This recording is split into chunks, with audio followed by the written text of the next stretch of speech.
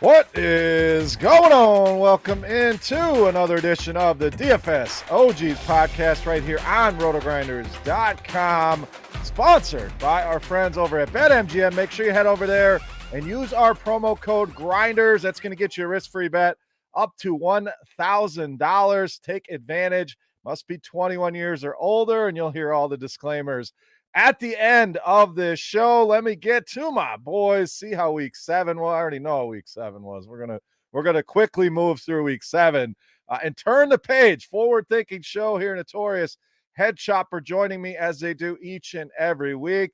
Chop, let's start with you, buddy. Again, week 7 was tough on the bets. We've been hot overall.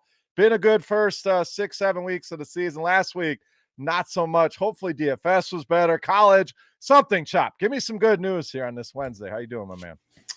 I'm doing all right. I mean, good news. It's good and bad.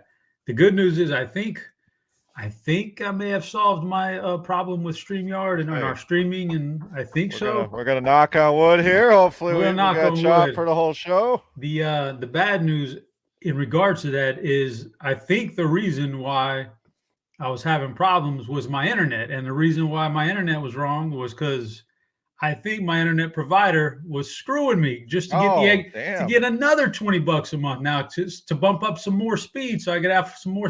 Like, it's such a scam. I go all these years and the speed is fine.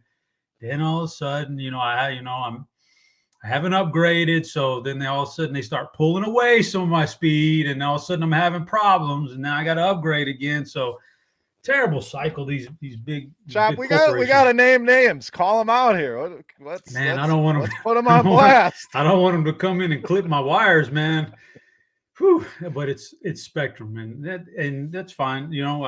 I went to go look for Google Fiber because I heard some really good things about it, but not available in my area. So I'm sticking with Spectrum from now. But it's crazy, man. The speeds are fine for like all these years, and then all of a sudden, they start slowing down mysteriously. And so, sir, you need to upgrade to the next package up, another $20 a month. Oh, all right. So far, so good. We'll see if that's the problem, if that holds up. But crazy, man. What a scam. Well, we'll know if anyone from Spectrum is listening to the show. If Chop starts to disappear, gets choppy here in the next coming weeks, we'll know why. So, no issues with your internet over there, my man. How was week 7? How you doing on this fine Wednesday? Sorry, my mom's trying to call me right at the start of the show. There we go. Just happens. I mean, the internet going out is like the iPhone, loses battery when you have the older iPhone. So you have to go and get the new iPhone, even though they all pretty much do the same thing. But I mean, I'm doing pretty good other than betting, other than Survivor, other than it's snowing right now after being 70 degrees last week. So, maybe I could be doing a little better. All right. Well, we're going to pretend week 7 was the old internet, the old iPhone. We're upgrading here in week 8. It was not great. Obviously, the Survivor picks were in New England last week. We all saw how that game went, which took out the majority of people in a Survivor. The one that I was looking at, almost 40% of the pool had New England as their pick. So not a great week. We turn forward. We turn the page. We look ahead. And we'll get back on track here for week 8, guys. So let's dive in.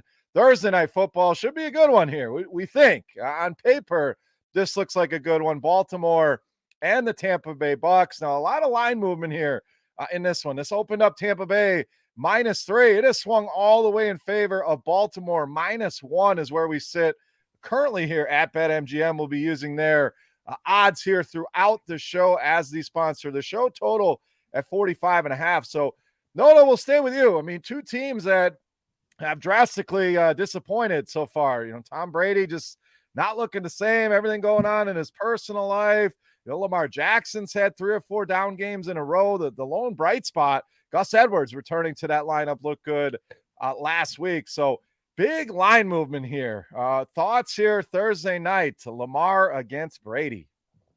Yeah, this is a tough one. The Bucs ended up losing last week to the Panthers, which was incredibly bad. But I was super happy because I didn't have them in Survivor. And then, obviously, Patriots went down on Monday night, so that didn't help me whatsoever. I don't know. We keep thinking, maybe this is the game that Brady bounces back, but maybe it's just not going to happen. I haven't been that impressed with the Ravens, but they did get Gus Edwards back. Their ground game looked a little bit better.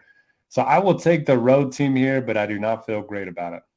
All right, Chop, let's get over to you here. Thursday night football, Ravens, Bucks, Lamar Jackson, Tom Brady, both guys kind of struggling from what we're used to here. And big line movement here in this one. Are you with the movement? Or are you taking the home team with points? Oh, man. This is getting borderline, like, I don't want to say must win, but it's borderline like what's happening here with Tom Brady. I mean, 3-4, can they go 3-5 and still think it just looks so bad? But the Baltimore's not impressing me at all either. So this is a really tough game. I don't even have any inkling of what's going to happen in this game. I guess if I was going to say anything, I'll lean towards the under just because the offenses are underperforming so drastically right now. The two quarterbacks aren't playing very well. So I lean towards the under, but this is a real toss-up in terms of underperformers here. Yeah, no doubt. No best bets for me here on this one either. Just kind of looking at some of the splits here right now. 78% of the bets rolling in on the Ravens, which is driving a lot of that line movement. Everyone ready to bury Tom Brady and company here. So I would have a lean towards the home team, just as a fade the public here in this one, and probably grab the money line near even odds instead of the 1 point. We'll see if it moves any further. Likely settles in around a pick if I had to guess here on this game. But again, I'm with you guys. Kind of hesitant on both of these teams. Not a game I really want to put any USD on. So I will pass again. Small lean to the home team, the Tampa Bay Bucks. All right, let's move to Sunday. Another London game on the books. The proverbial home team. Year in and year out in London. They're home away from home. The Jacksonville London Jaguars are taking on the Denver Broncos. This has stayed at open. Jaguars -2.5. The total hasn't moved that much either, down at 39.5. So, Chop, we'll stay with you. Jacksonville, it's been a roller coaster, as Derek knows. It's been up, it's been down, some good, some bad. Denver, we'll see if Russell Wilson back in that lineup or not. Rippon certainly did not look great last week. So, two teams with a lot of question marks going across the pond, total under 40. Get excited for this game in London, Chop. Yeah, it's interesting. I'll say that much about it. I just read a tweet. I just can't, it might be real. I don't know. It might be a parody. Let's hear it. I read this tweet. Russell Wilson told reporters he spent 4 hours working out and rehabbing on the Broncos' flight to London. He said he was doing high knees in the aisle while his teammates slept. I can't believe that that's true. I absolutely believe that. 100%. A 4-hour or flight, this big long flight to London, and these guys, everybody's sleeping and catching up on, and he's doing high knees in the aisle. I can picture it, but it's almost parody at this point. Russell is, I don't know, man. I don't know what happened to Russell after college. He was so good. He was so cool in college, man. Yes, he was. I don't know what happened, but he should be back this week. He needs to be back. If he's not back, Broncos will get rolled. But if he's back, I think they got a shot here. So I'm going to play the hunch that he's going to play and maybe play after the time off, maybe that kind of rejuvenates him a little bit. So I'm going to take the Broncos here. Just a lean, though, nothing special. All right, let's go to our Jacksonville Jags expert here. I always love to get his input on this team. And just looking at this, Notorious, I'm staying away. I don't know what Jacksonville team is going to show up. Now, if you're a Travis Etienne owner in fantasy, you're loving life. James Robinson shipped off to the New York Jets earlier this week. So, it's a decent spot against Denver. They haven't been great against the run. So Etienne, a guy you can look at in DFS this week. But no, what are we doing here? You tell us. Jags, do you trust them here as favorites in London, or are you with Chop on the Denver side? Yeah, did a quick Google search to see Jacksonville's record in London. They're 4-4, but the question that kept popping up is why do they keep playing so much in London? And yeah, it's a good question. As a fan, I don't love losing the home game, half the time. But anyway, now we're hearing rumors that the Broncos are going to be trading Bradley Chubb if they lose this game. So I have no idea what's going on with either of these teams. It's a complete stay away from me. Generally like to lean toward the under in these London games, but that's a really low number as is. So I'm abstaining, and I feel pretty good about it. Yeah, I think I'm with you here. I don't even have a lean in. Again, I'd be with you. The lean would be the under, but on that low of a number, I mean, that's Chop's got something here. I don't like. He just mentioned Bradley Chubb in trade rumors, and Bradley Chubb just got drafted a few years ago. Not too long ago. Like, and then also that reminded me that I just heard Jerry Judy's name in trade rumor. Well, so before the season starts, you bring in Russell because you think, man, we got a chance for a Super Bowl. Do you think it's all magically gone now? I don't think it's all magically like a terrible franchise that you need to trade all your good players. Can you guys see that you have made a terrible error in your coaching decision? Why trade the whole franchise away and keep the coach when the coach is the problem? Just get rid of the coach and move on. Even if it's right now, even if that's after this week, like we lose this week, let's not trade Bradley Chubb, an incredible defensive lineman, and Jerry Jeudy, who's never really had the chance to blossom in the NFL. Let's just fire the coach. Forget it. We made a 7-week mistake. My bad. We'll move on now. Yeah. Leave his ass in London. Leave his ass there. Yes. We're going. He's going to be looking around John Travolta style. Where's the plane? It's not here. You're stuck in London. We're moving on without. I'm with you. How do you spend all that money on Russell Wilson? You lose your franchise running back. What is it going to do to trade away some of your young pieces that are supposedly your building blocks and try to draft again? That Russell contract. You paid the guy. Like you're stuck with that. Why would you trade everybody? You're stuck with this guy. Were you going to rebuild around Russell when he's 45 years old? And you're going to let this guy make draft picks for you, who is not a good coach. So you're going to take all these picks and become worse, likely. So, no. Any thoughts on this with the Broncos? No, love the tangent and agree with everything you guys are saying. Just unreal. Yeah, it's hack. When your name's Hack, you don't belong to be a coach. You're a hack. Move on. All right, let's see. Sunday main slate. Let's see if it gets any better here. We got the Bears and the Cowboys up next.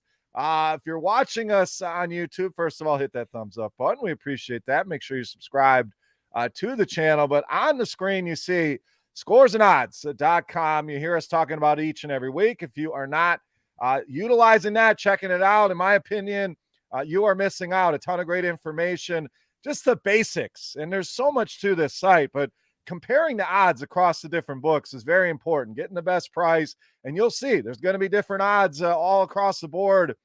You'd be surprised at some of the spreads that you see between these numbers. So getting that, the Parlay IQ tool, which is going to help you build plus EV, same game parlays, regular parlays, first of its kind in the industry. So if you have not investigated, checked it out yet, go and do that. All three of us contribute to the site each and every week. So scoresandodds.com. Wanted to give them a plug here as we utilize it each and every week here on the show. All right, Bears, Cowboys up next. Chicago coming off a stunner, destroyed the survivor hopes. Big win in New England. I don't know that anybody saw that coming, especially the way they did it, 33-14.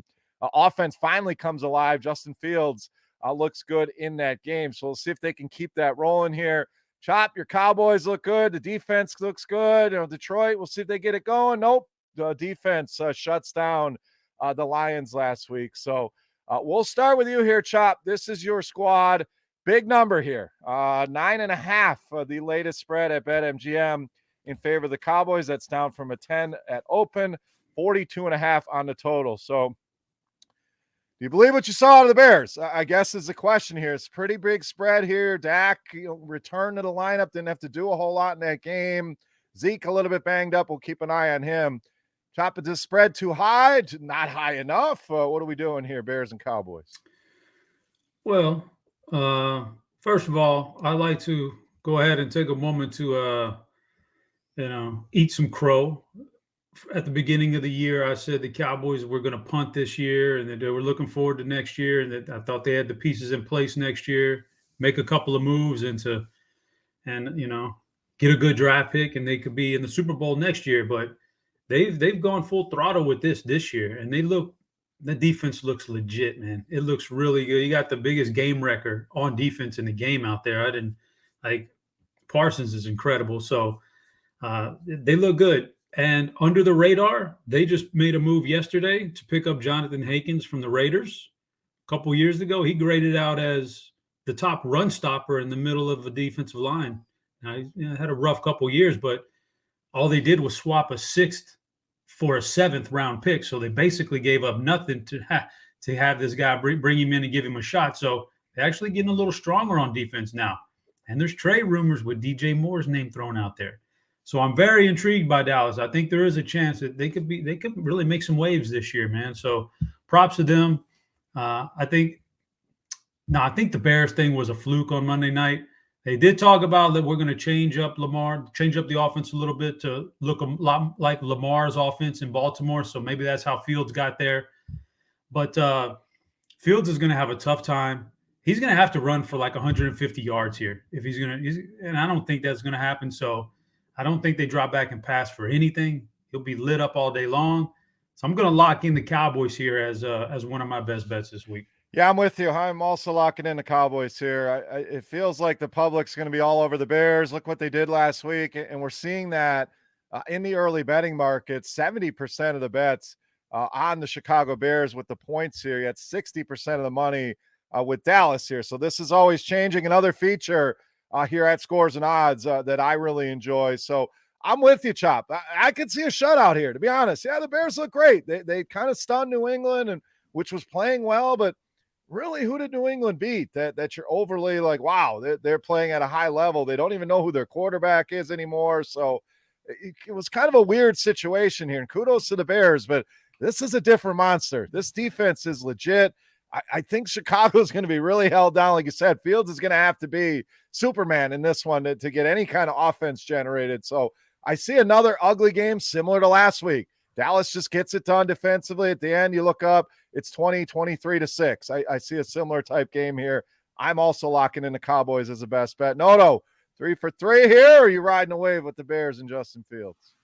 Yeah, I'm going to go make it 3 for 3. I mean, I certainly see the argument for the Bears. They want to run the ball, and, they're changing up their offense to let Fields run the ball more. So when you have 9.5 point spread, I mean, certainly, a scenario where the Bears just keep the game close, grind out the clock, but they're not a team that you can, expect to play well from behind. If the Cowboys build a big lead, I just don't think, the Bears are going to have enough firepower. Plus, they're playing on a short week. Plus, they're playing back-to-back road games. So I am locking in the Cowboys as well. All right, Cowboys on the board. First best bet for everybody. Let's move on to the Raiders and Saints up next. Couple 2-win teams here. Desperate, in need of a win here.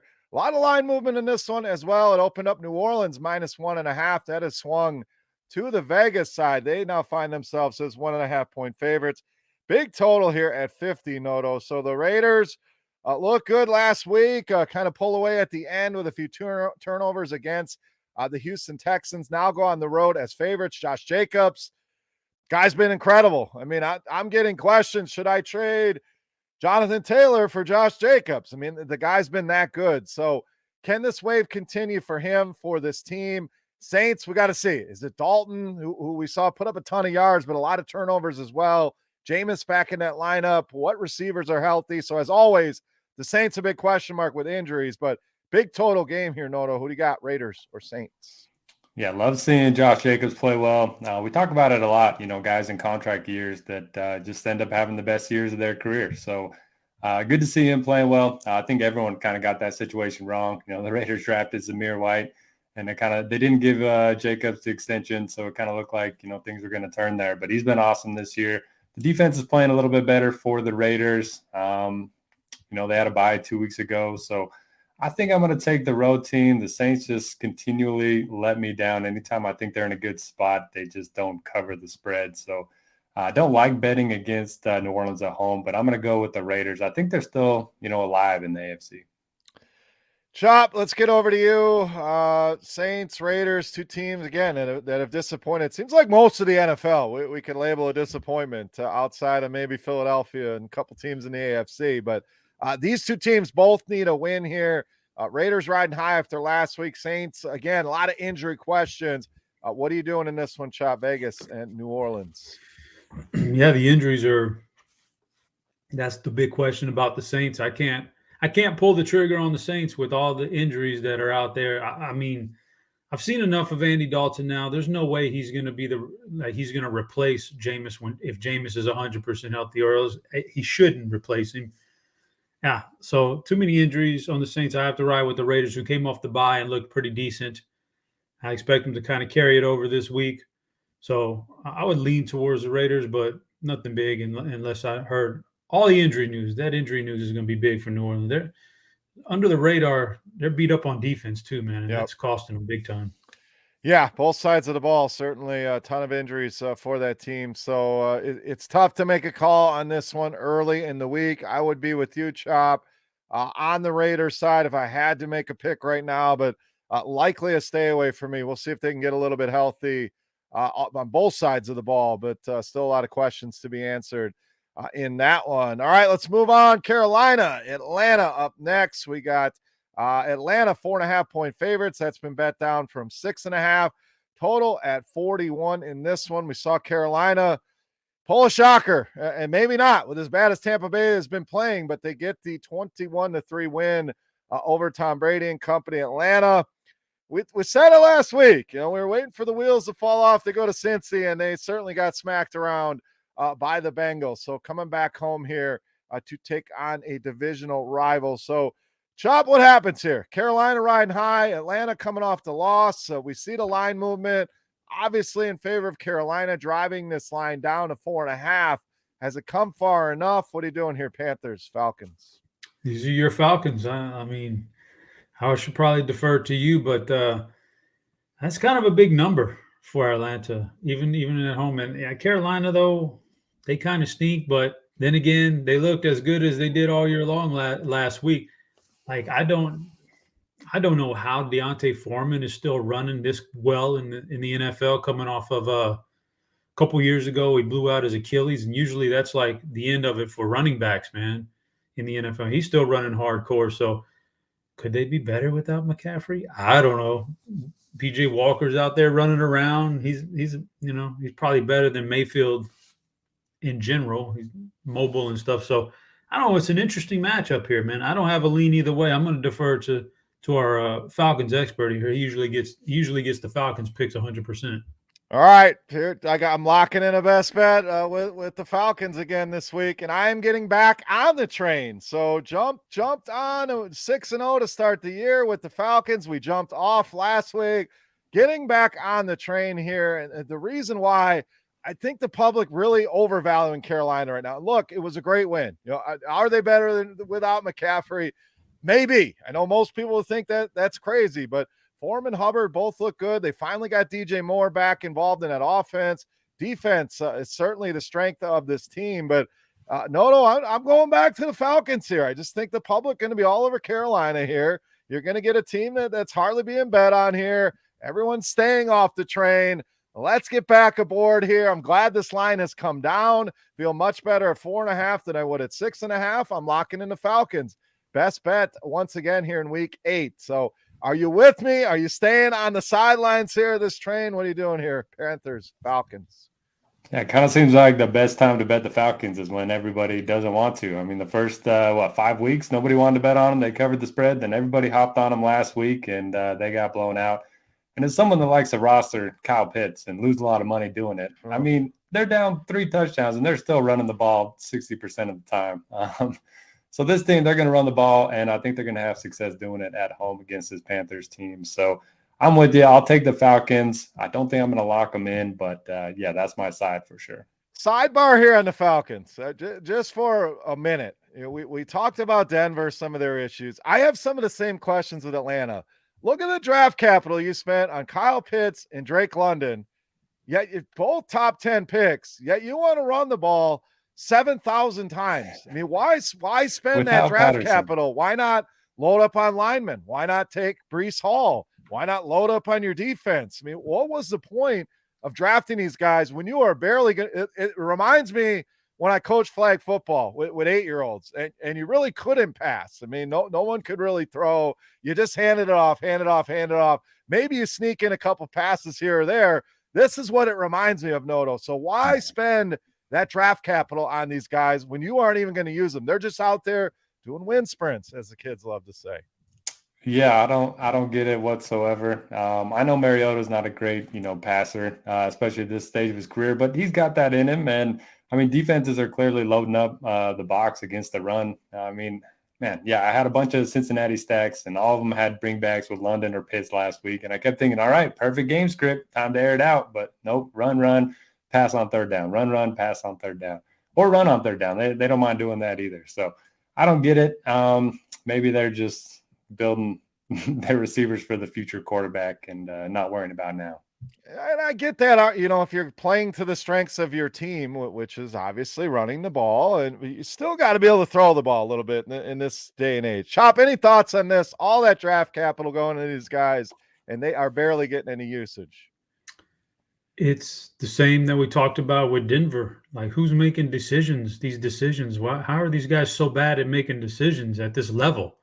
I understand this if you're a high school athletic director for a small town and you just kind of got thrown in the job, but these are GMs and coaches for billion-dollar franchises that just make poor decisions. I don't know. I don't get it either, but it's the state of the NFL right now. There's like probably a handful of really good GMs out there, and that's it. And it's also, you could say that they're happy. They're sitting at, 3-4 is probably better than they thought they would be. But if you don't believe in Mariota as a passer, well, then let's give Desmond Ridder a chance. Just boggles me, baffles me, whatever the word may be. So let's move on. Battle of Pennsylvania here, Pittsburgh and the undefeated Philadelphia Eagles. This one is on the move, opened at Philly -9.5.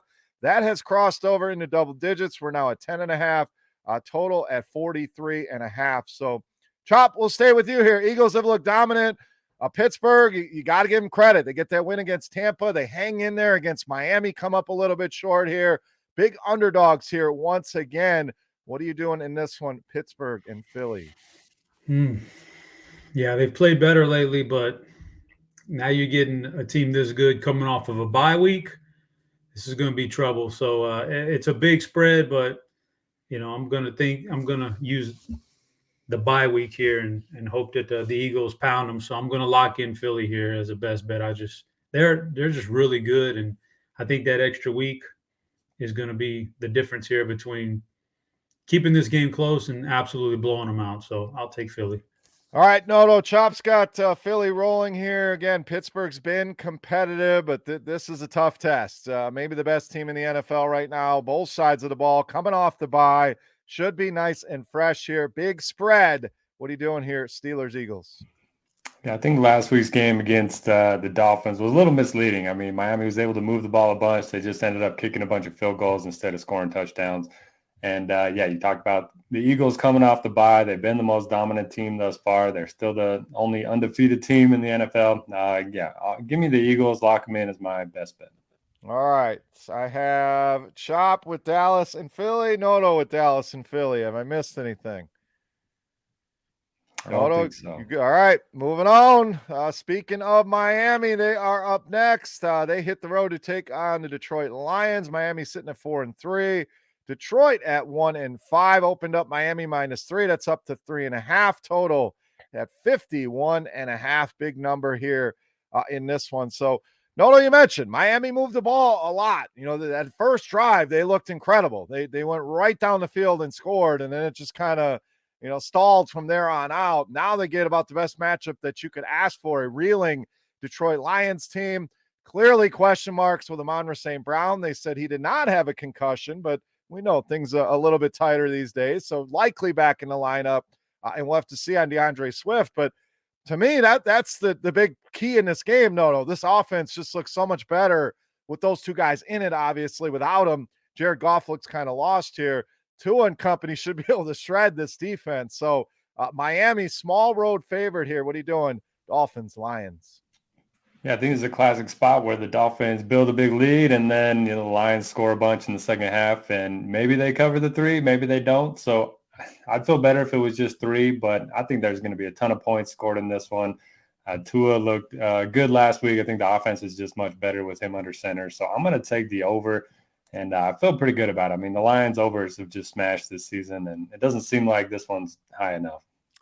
I'm in agreement with you if those guys are in the lineup. Again, it's been night and day with and without and what this offense looks like. And if they're both in, I like the over, but I'm going to lock in a best bet here on the spread. I'm going back on the Lions train here. It just seems like nobody wants to, everybody loved them.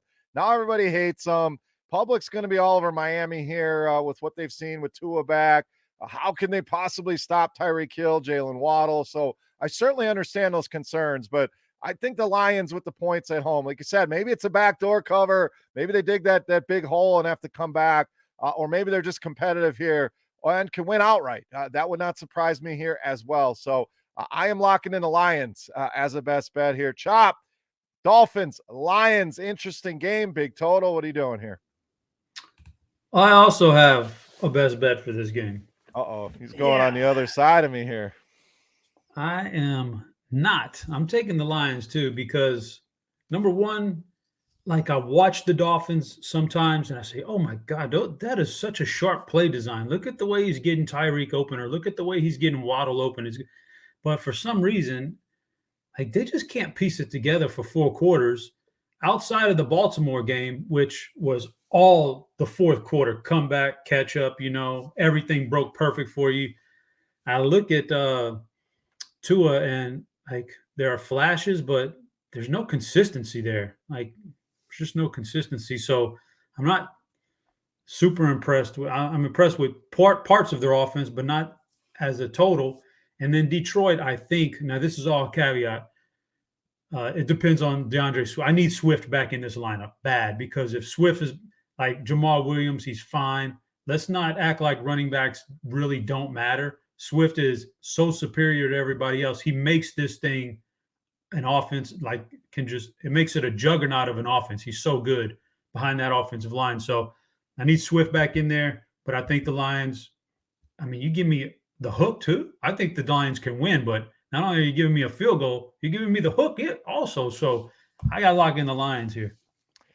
Yeah, the 3.5 certainly helps. We'll see about Swift. I'm with you on that. Just taking a look at the money line real quick. Plus 150 here at BetMGM. So don't hate that either. Lions, a best bet for Chop and I. Let's move on. Arizona, Minnesota, next game. This is one of those line movements that a little bit confusing. This opened up Minnesota -6. Been bet all the way down to 3.5 here in favor of the Vikings. So now small home favorites here. Big totals we'd expect at 49. So Chop, to see this one move, I'm thinking, okay, DeAndre Hopkins is back, but we knew he was back. I don't see any major injuries on the Minnesota side unless I missed something here. So any thoughts on this line movement? A little weird with Arizona going down from 6 to 3.5 here on the road. No, I don't have any clue of why that's happening. So I'm staying away from the game in general. I think there are points here. I think they're just a better offense with Hopkins out there. So I think they can score on Minnesota, and Minnesota can certainly score on Arizona. So I'd lean towards the over, and I don't know why this thing is going haywire like that, but I'd stay away from it. Yeah, that's kind of my viewpoint as well, is more of a stay away. Just did get going back to the Saints. Starting quarterback has been named for week 8, and it is Andy Dalton starting once again here for the New Orleans Saints. So no comment on that if you want. This line movement as well is a little confusing here, why it's moved so much, but Vikings 3.5, big total here. What do you got? Minnesota, Arizona. Yeah, I kind of like the Minnesota anyway. So the fact that I'm getting, a better spread at this point, that's fine with me. I don't really understand the movement either. It is good to see DeAndre Hopkins back out there.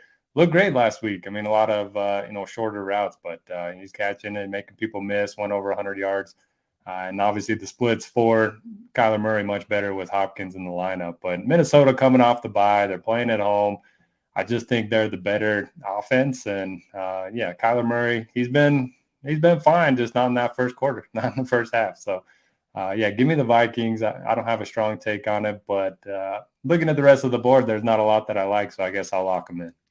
All right, Vikings it is, and you always mention them first quarter, first half bets. Never a bad idea. Arizona always seems to start slow. Can that continue week in and week out? Probably not, but something to consider as well here in favor of the Vikings. All right, last game in the early window, back to the AFC East. New England and the Jets. New England, the favorite here at -2, opened up at -1.5, low total at 40.5. The big news here, obviously, Breece Hall done for the season, torn ACL with the Jets, which absolutely sucks. He was starting to get it going. The Jets have probably been the biggest story. The Jets and the Giants, honestly, early on. 5-2 start for this Jets team, powered by Breece Hall and that defense. Now, Noto, what do they do without Hall? I mean, they still have Michael Carter there. They bring in James Robinson. I don't think the game plan changes a ton. Run the ball, limit what Zach Wilson has to do, and win defensively. The Patriots favored here, though, coming off that loss. So what do you got here, New England and the Jets? Pulling up the money splits here, I was a little surprised. I thought everybody would be on the Jets after, they've been winning games. They went into Denver. They beat the Broncos. I was obviously on Denver last week, and that did not work out. That was probably one of the bigger mistakes I made all season. But I don't know, man. Patriots got some quarterback controversy going on. They had Mac Jones in there the first couple of drives, and then Zappe came in and looked great, and then he looked terrible the rest of the game. So I'm worried about Breece Hall, but I'll lean with the home team and just ride some of the momentum of the Jets. Yeah, I'm with you. I was surprised as well. The bets, the money, all in favor of New England here, but I lean the Jets here as well. I'm not locking them in as a best bet. Still want to see what things look like without Breece Hall, who just created big plays, and that's what got him that win basically in Denver. That was the difference. His long touchdown run did the same in Lambeau. So can they replicate that with Carter Robinson? We'll see. So Chop, the Jets 5-2, no Breece Hall. The Patriots coming off of a loss, but they are the road favorites here. What do you got, New England and the Jets? Yeah, first of all, I can't touch New England after that Monday night debacle. They're just done. They're just not a good team at all. So can't touch them. But if you don't think that a running back matters, wait till you see what happens with the Jets here without Breece Hall. He was the thing that was making everything roll, man. So without him, I got a feeling they're going to be in bad shape. And so I'm not touching this game. Maybe I would take the under here. That's about it. But I would, because I can't touch New England. But you're right. The big plays are what was boosting up this offense with Breece Hall, because Zach Wilson's terrible. So can't mess with Elijah Moore, by the way. He's going to come back this week, but he wants to get out of there. Give the guy the damn ball, man. You can't lose a young wide receiver like this just because you're not getting him the ball. Get him the ball. Like, give it a shot, man. Try something different here. So I'm abstaining from the side. I'll take the under on the total, but Breece Hall was good, and they're going to see just how much he mattered to that offense this week. Yeah, it's a shame because Elijah Moore, Garrett Wilson, these are some talented receivers. Man, you put them with a quarterback that's throwing the ball. I'm begging for Green Bay to go get Elijah Moore, DJ Moore. Go get one of these Moores, but no, to no avail. So we did just get note. Mac Jones took 90% of the first team snaps for New England. So there you go. If you're wondering if there's a controversy, I think Zappe was the story for about 15 minutes, and then it got ugly quick. So no surprise that they would be going back to Mac Jones. So keep an eye on that as you progress towards Sunday. All right, let's get into the afternoon games. We got Tennessee and Houston coming up next. Tennessee, 2-point favorites here on the road. That's down from 3.5 at open. The total low one, as you'd expect, at 40.5. So Chop will stay with you. Tennessee, one of them boring victories against the Colts, 19-10 last week. Houston was competitive in Vegas. Was feeling good about my Houston pick till they kind of started turning the ball over and things went off the rails here. So expecting another ugly game here. Derrick Henry likely a popular play this week against this bad Houston team. Is he enough, Chop? Is he the reason Tennessee gets the W here? I think so. And I know this is probably a super square pick, but if we're going to drop below a field goal, I'm going to have to lock in Tennessee here. I don't think they win by much more than a field goal, but I think they do walk away with a win here. Houston's been good most of the year, like competitive, but Tennessee they have such a good coaching system, a good culture in place. They just know how to win. So I was looking at some of the stats the other day. I don't have them in front of me, but Derrick Henry crushes this defense. the last few years or last several meetings. So I got a feeling he's going to be more than a handful for Houston here. And Tennessee just knows how to win games. So I think they'll eke it out. And if you eking it out in the NFL, that usually means field goal. Field goal does us perfectly fine here. So I'm going to lock in Tennessee. I think I'm with you. I'm not locking in a best. Is that a best bet, Chop? Yep, going to be a best bet. All right. I'm not going that far, but I am with you. And I've been a supporter of this Houston team. They've been competitive. I still think they'll be competitive here, but I don't know if they're going to stop Derrick Henry. I'm gonna pull up some game logs here while Noto's talking. But Noto, I'm on the Tennessee side here as well. What are you doing here, Titans and Texans? Yeah, I mean, this is a slam dunk for me. Give me the Titans. They've given the ball to Derrick Henry 58 times just on the ground the last 2 games. Texans are dead last in rush defense DVOA. They're one of the worst teams in defensive adjusted line yards. And I just haven't seen anything, from Davis Mills this season. He looked pretty good in his rookie season, hasn't done much. I mean, Dameon Pierce has been awesome. They're going to give him the ball a bunch, but I love Tennessee in this spot. I'll take it by double digits. Give me some alternate spreads in this one. All right. You guys remember the graphic of Derrick Henry in high school and the ridiculous stats? Well, his game logs against Houston look about the same. So this guy has gone for over 200 yards in each of the last 3 against the Houston Texans. 250 in the last game, 212 in 2020, 211 rushing yards in 2019. 7 touchdowns over that time as well. Multiple touchdowns on each and every game. So 200 plus yards, multiple touchdowns each and every time. Titans certainly look like they're in a good spot. Derrick Henry. I know you want you a receiver down there in Green Bay. My sources are telling me Brandon Cooks is on the chopping block here. Yeah. Cold weather. You don't want Cooks in cold weather. Yeah, Cooks, exactly. Oh, he was an Oregon State guy. He's good in cold weather, man. He's good. Yeah. I mean, think about the price. He could probably do one of those deals where you swap like a 5th round pick. Ours is earlier, so you can have our 5th round. We'll take yours, and you can have Brandon Cook. I'm trying to off Cooks off on me. Dude, Cooks would look like a freaking Randy Moss right now compared to some of the guys that Aaron Rodgers is. So would I. Exactly. Take a shot at don't give up any draft equity because. Are we sure it's not Rodgers? No way, man. I'm not sure it's not Rodgers. I don't think so. No. He's got to take some of the blame here. I'll tell you this much. I did hear a telling stat today when you pull up PFF and the time, the amount of time you have to get rid of the ball. His is like second worst to Tom Brady in the NFL this year. Offensive line letting them down too. Wide receivers are not good, not getting open. Obviously, what would you expect when Alan Lazard is your number 1 and he's a run blocker is his best asset, but they don't have the time. He needs the time. He's not scrambling around doing the things he used to do. Yeah, no thanks on Brandon Cooks. Rodgers certainly has to own some of that. I'll stick with my hopes from Elijah or DJ Moore, although I don't think we're getting either of them, but we shall see. So Derrick Henry, fire him up this week with confidence against the Houston Texans. Next game, the upstart. 2 upstarts here. The Giants 6-1, Seattle 4-3. They are colliding in our next game. This thing opened up Seattle -2.5. That is up to -3. Total at 45 in this one. So Chop, we'll stay with you. I mean, Geno Smith on one side, Daniel Jones on the other. 2 of the better teams in the NFC, record-wise at least. Saquon's been a story. Ken Walker's been a story. So lots of storylines here. Giants, Seahawks, Chop. Let's boil it down. Who are we betting on in this one?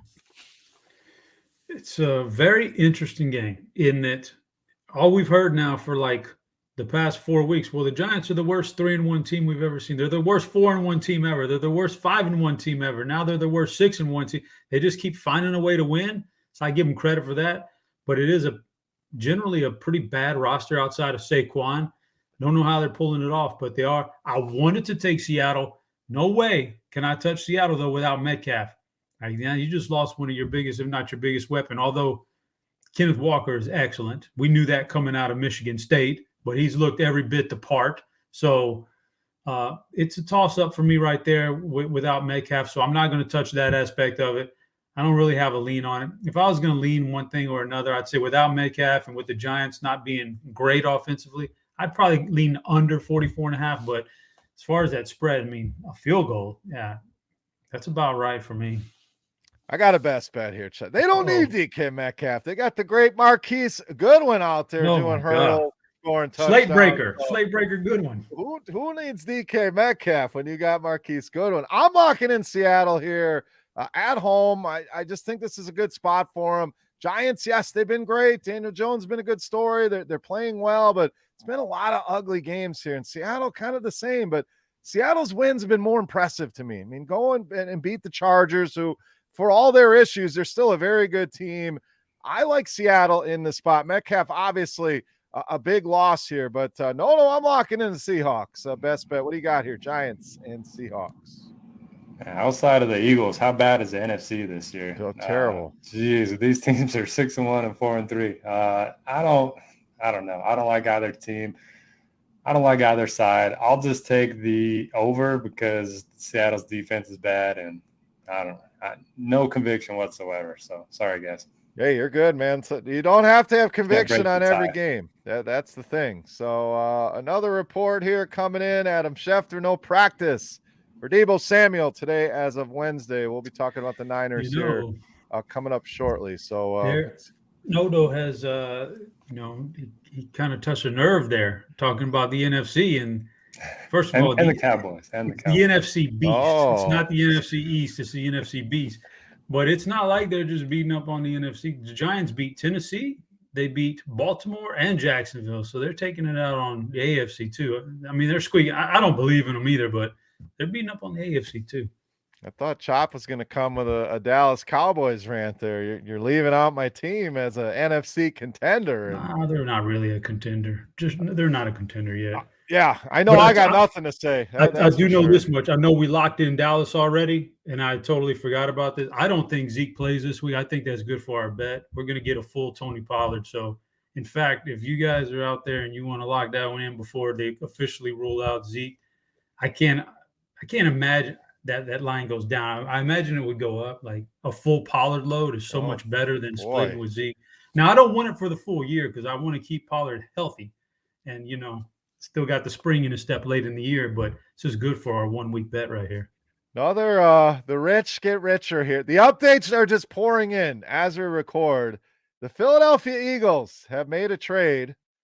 They have acquired defensive end Robert Quinn. Thoughts? For me? Yeah, from anybody. I don't have to. I can't give any love to the Eagles. I don't like the Eagles. They're in the NFC East, but I don't know, man. Like I'd have to pull up his numbers. Last time I remember Robert Quinn, he was flopping around the field for Dallas, and then they had to get rid of him mid-season. So I don't know if I'm super impressed by that. Here's why I like it: is that defensive line is loaded, and you don't need full snaps out of anybody. So if you can get a nice rotational, keep him fresh. I think it just makes a strong position even stronger. So don't hate the trade. Don't have the details of what they gave up on it right now, but just a team just beefing up. So Noto, any quick thoughts on that? Yeah, just pulled up their schedule. They're going to be touchdown favorites this week, and then they play the Texans, then the Commanders, then the Colts, then Green Bay at home, Tennessee, New York, Chicago. I mean, they're going to be probably undefeated when they meet up with Dallas week 16. So they legit might go undefeated into the playoffs, and that's going to be very, very heartbreaking for them at some point because they ain't winning the Super Bowl. Yeah, I'm with you. They might go on a run undefeated. I mean, there's always you get tripped up somewhere along the line, but it would be fun. But then we got to watch it. The 72 Dolphins and the champagne, same old story. So we'll see. Giants notes while we're here. To no surprise, no practice today for Kenny Golladay, Kadarius Toney. I don't think these dudes are ever going to play for these Giants. So quick note there. All right, Washington, Indy up next for us here. We got Colts at -3 here. That's down from 5.5 at open. Total at 39.5. So another low total game. To no surprise, Noto. When you got Taylor Heineke on one side and Sam Ehlinger On the other side, the newly minted starting quarterback here for the Colts. They have benched Matt Ryan for the remainder of the season. No, you figure this one out for me. Because for Commanders, Colts, I don't have much here. This is a stay away for me. I have no idea how this one plays out. So what do you got here, Washington and Indianapolis? I need to hear Chop's scouting report on Ellinger. I think he's a running quarterback, right? He's got some mobility. Yeah, he's his best asset is that he's just a winner. That's what they would say about Ellinger. I don't know. I was never really impressed with him at the University of Texas. He can run a little bit. He's not a fast runner. He's just a strong runner. I never did like his passing very much, but I'll give these guys props. They're not just sitting on Matt Ryan, who's obviously looks like dust right now, and just letting the year go by and punting it away. At least they're making a move and making an effort. But Ellinger's scouting report is if he's still the same guy he was around the Texas times, he can run a little bit, not great, but he can run a little bit, and then he struggles as a passer, man. I don't know, but he's got some weapons to throw to, so we'll see. How many times do you think this team has picked up the phone and called Andrew Luck? I know he's like half the size he used to be. I mean, he's shrunken down, but do you think they're still making that call? No. I mean, they love these veteran reclamation projects, so maybe they're trying to get him. But I don't know. For me, the fewer times the Colts throw the ball, the better, and they're probably not going to be throwing as much. They don't need 50 pass attempts a game when you have Jonathan Taylor. So I'll take the home team. I think it's an addition by subtraction with Ryan out. Chase Young expected to return soon. Not going to be this week, but a note here for Washington. Get some strength back on that defense. Chop, this is a clear stay away for me. Noto prefers the Colts. What do you got here, Washington and Indy?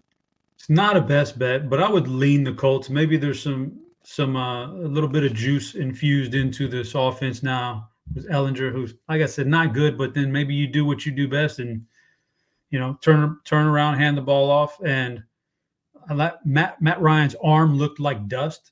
At least Ellinger has a strong arm. It's not very accurate, but at least it's strong. So maybe that can open some things up.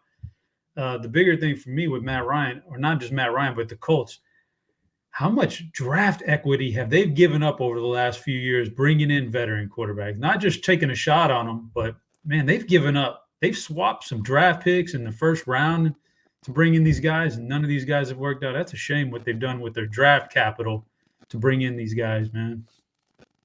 Yeah, for sure. This I don't like this game at all. So quick update, 4th round pick to the Bears for Robert Quinn. So not a bad trade, in my opinion. So let's move on. Niners and Rams up next. Another game with some major line movement. This thing opened up. Rams -2.5. It has swung all the way to Niners -1.5. So big 4-point swing here. Total at 43. Chop will stay with you here. Niners have had their number. I mean, the Rams got it done when it mattered in the NFC Championship. But all in all, this has been a series dominated by the Niners. I'm sure that explains some of the line movement. We had that Deebo Samuel note earlier, so keep an eye out on that. I do have my last best bet teed up for this game, but Chop, I want to go to you here. In division game, big game. Both teams kind of sitting there right around 500. Who you got here, Niners and Rams? I also have my last best bet, and it's also teed up for this game right here. See if we're going head to head, or are we on the same side? I hate taking a pick against a team that's had a little bit of time off a bye week to refresh their battery and get some things going. But this just sets up too well for the Niners here. We're butting heads here, Chop. I've got to go. The team coming off bye, that's nice and all, but like you said, what is it? McVay versus Shanahan. Shanahan owns him. And if not for dropped interception and some other fluky stuff, he would have won. They would have been in the Super Bowl instead of the Rams last year. And I also say that in limited time on the field last week, McCaffrey looked electric, unstoppable. Another week of that, getting some more plays in the repertoire. Buddy. And then the Rams are also going to limp in with another offensive line injury. I hate taking a team going against a team coming off of a bye week like this, but yeah, I gotta go 49ers here, man. Just too much stuff going for me.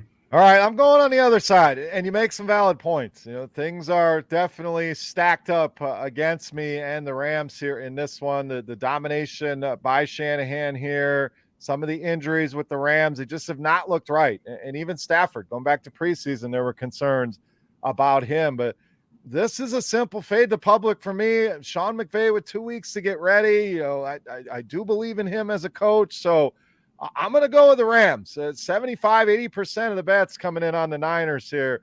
I'm going to be on the lonely, away from the public island here, Noto. So settle the debate. Niners, Rams, what do you got? I was going to go with my best bet on the Niners as well. For me, I mean, look, Cam Akers is no longer in the picture. I don't think their running game is going to be very good. You get a lot of pressure on Stafford, and we've seen him, kind of struggle this season. Even their last win, I mean, against the Panthers, it was a pretty close game there until the end. So, yeah, talk about McCaffrey. The offense should be good. Shanahan, owning McVay, everything kind of lines up for the Niners, which does scare me. But I'll be a square. Too easy. I'll be a square. I'll be a square. You guys told me the same thing last week. Kansas City was too easy against San Francisco, and here we go. I'm going on the other side. I'm going away from you guys. 2 on the Niners, 1 on the Rams here. So if you're out there listening, maybe just to stay away. You just root us on, and we'll see who comes out on top here. All right, Sunday Night Football. My Green Bay Packers. Back in action in Buffalo. Talk about line movement and this is the importance of scores and odds. Now, this opened up Buffalo -8.5. Their spreads as low as 10.5. There's also a 12, and that is what we're sitting at here at BetMGM. So, yeah, it's a point and a half, but that makes a difference over the long run. Total at 47.5. Derek, will stay with you. Gave you Washington last week against Green Bay.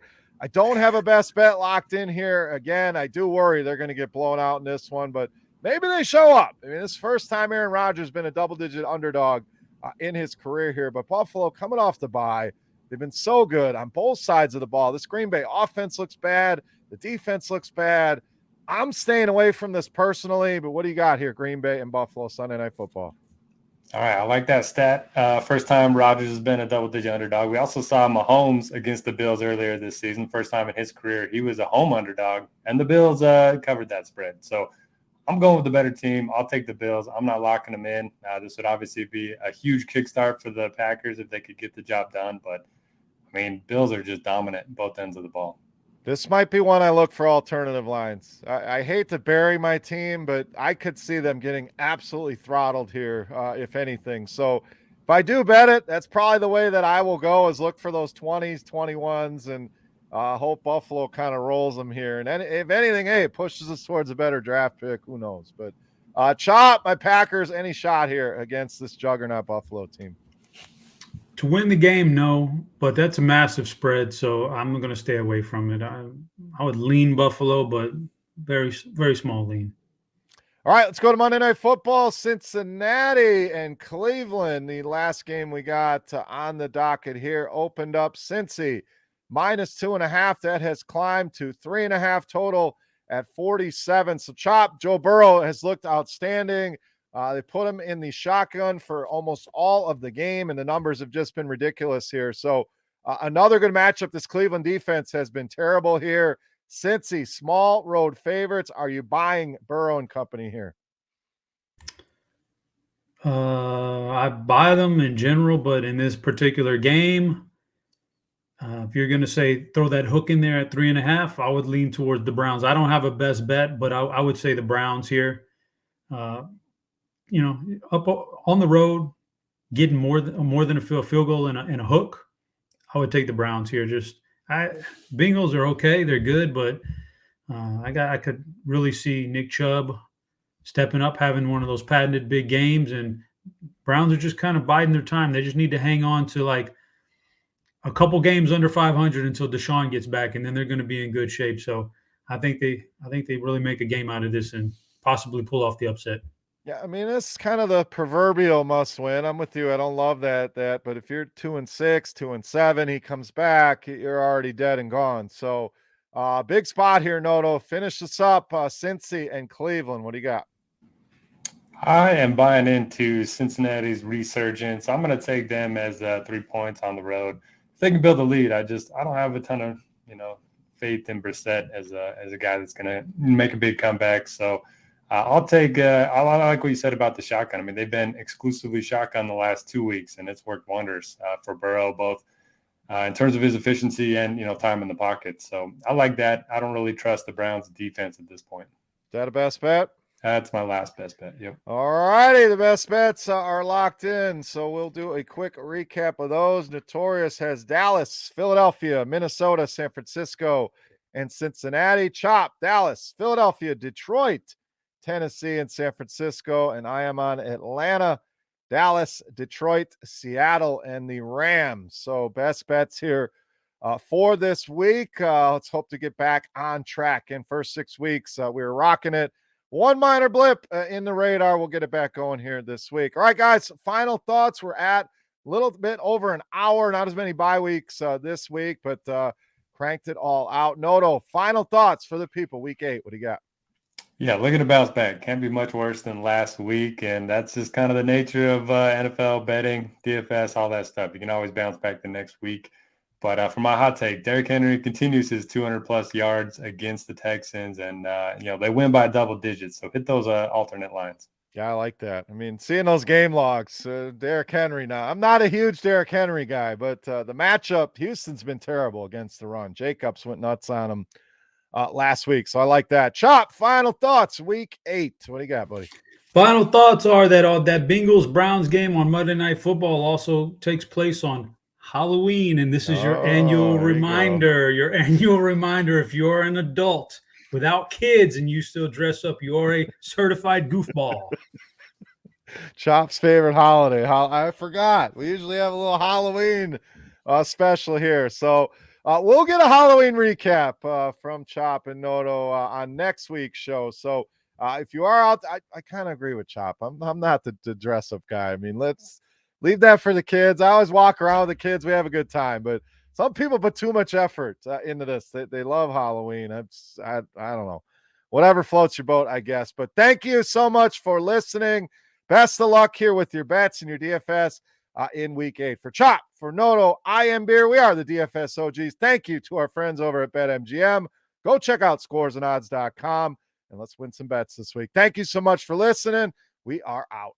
Kick off the new pro football season with the king of sportsbooks. Sign up at BetMGM using bonus code GRINDERS, and your first wager is risk-free up to $1,000. Visit BetMGM.com for terms and conditions. Arizona, Colorado, Illinois, Indiana, Iowa, Kansas, Louisiana, Michigan, Mississippi, Nevada, New Jersey, New York, Pennsylvania, Puerto Rico, Tennessee, Virginia, Washington, D.C., West Virginia, Wyoming, or Ontario only. Must be 21 years or older to wager. 19 or older in Ontario. New customer offer only. All promotions are subject to qualification and eligibility requirements. Rewards issued as non-withdrawable free bets or site credit. Free bets expire 7 days from issuance. Excludes Michigan disassociated persons. Please gamble responsibly. Gambling problem? Call 1-800-NEXT-STEP in Arizona. 1-800-522-4700 in Colorado, D.C., Kansas, Louisiana, Nevada, Wyoming, or Virginia. 1-800-270-7117 for confidential help in Michigan. 1-800-GAMBLER in Indiana, Maryland, New Jersey, or West Virginia. 1-800-BETS-OFF in Iowa. 1-800-981-0023 in Puerto Rico. Call 877-8-HOPE-NY or text HOPE-NY in New York. Call or text the Tennessee Red Line at 800-889-9789 in Tennessee, or call 1-888-777-9696 in Mississippi and Ontario. If you have any questions or concerns about your gambling or someone close to you, please contact Connects Ontario at 1-866-531-2600 to speak to an advisor free of charge. Sports betting is void in Georgia, Hawaii, Ohio, and Utah, and other states where prohibited. Promotional offers not available in Nevada and New York.